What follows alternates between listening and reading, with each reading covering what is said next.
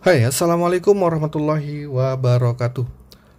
Teman-teman, dalam kesempatan kali ini ya, kita coba sharing-sharing lagi bagaimana sih cara mengatasin masalah-masalah yang ada di kulkas Sharp 2 pintu. Ya, teman-teman. Jadi mungkin video saya ini bermanfaat karena bisa jadi ya di antara teman-teman tuh sedang mengalami masalah di kulkasnya ya. Kulkas Sharp 2 pintu. Jadi sebelum memperbaikinya atau sebelum manggil teknisi, sebaiknya teman-teman mengetahui informasi yang saya berikan ini. Yang pertama, ketika kulkas teman-teman ya mengalami kerusakan tidak dingin bagian bawah. Jadi di bawah freezer itu, di ruang bagian bawah itu tidak dingin. Pertama teman-teman lakukan adalah langkahnya pastikan pengaturan suhu sudah pas ya. Pengaturan suhu di ruangan freezer itu minimum ya. Di ruang freezer itu posisinya geser ke minimum, dan di ruang bagian bawah atau refrigeratornya itu di posisi medium atau maksimum tergantung banyaknya makanan. Nah, setelah teman-teman udah atur posisi itu namun tidak dingin ya, sudah coba tapi tetap saja tidak dingin bagian bawah, teman-teman cek di ruang freezer apakah ada suara kipas yang menyala ya, fan ya. Jadi motor fan-nya tuh putar atau enggak. Kalau tidak muter berarti itu problem, masalah. Jadi teman-teman harus cek dulu motor kipasnya ya. Ketika motor kipasnya sudah nyala, nanti teman-teman bisa tes lagi. Namun ketika motor fan-nya nyala ya, settingan suhu sudah pas tapi kulkas bagian bawah tidak dingin, nah langkah selanjutnya teman-teman bongkar bagian freezernya ya. Nanti di dalam freezer itu ada sensor ya, ada sensor. Nah, sensor ini adalah sensor termis ya. Ini kabelnya biru, ininya kepala sensornya putih. Teman-teman bisa cek ini ya, komponen ini. Nah, komponen ini adalah komponen untuk mendeteksi suhu dingin ya. Jadi jika sensor ini problem, maka sinyal untuk ke modulnya itu akan bermasalah, akan error ya. Tapi sebelum teman-teman ganti atau mengganti termis ini, teman-teman sebaiknya ngecek dulu soket yang ada di konektornya. Jadi bisa jadi soket si termis ini kotor, kurang pas, tidak ketat masuknya di soketnya, itu bisa jadi terjadi error. Jadi teman-teman pastikan dulu soket di di bagian evap itu kenceng. Nah itu masalah soket sih itu ketika teman-teman punya kulkas yang masih baru ya. Tapi kalau sudah lama pakai, misalnya sudah 2-3 tahun, itu sih jarang problem di soketnya, tapi masalahnya ada di termisnya ya. Nah untuk sensor ini ya, sensor termistor ini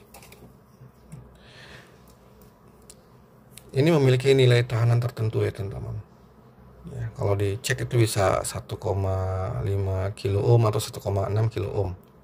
Tapi ketika dia mendapatkan suhu dingin ya, nilainya akan membesar teman-teman ya. Jadi sensor ini jika mendapatkan suhu dingin, nilai hambatannya semakin besar.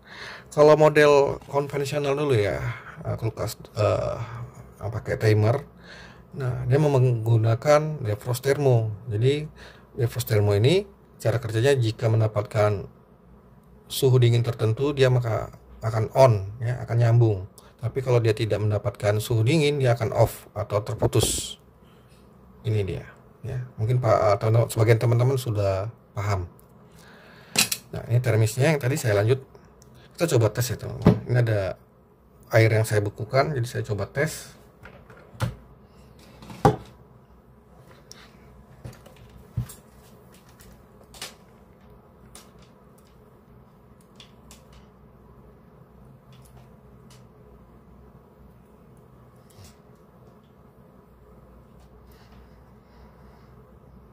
Oke, ini dia nilainya 1,7 kilo ohm ya.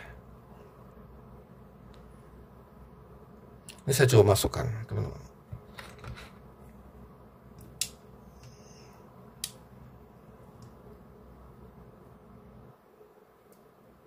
saya masukkan ke air dingin.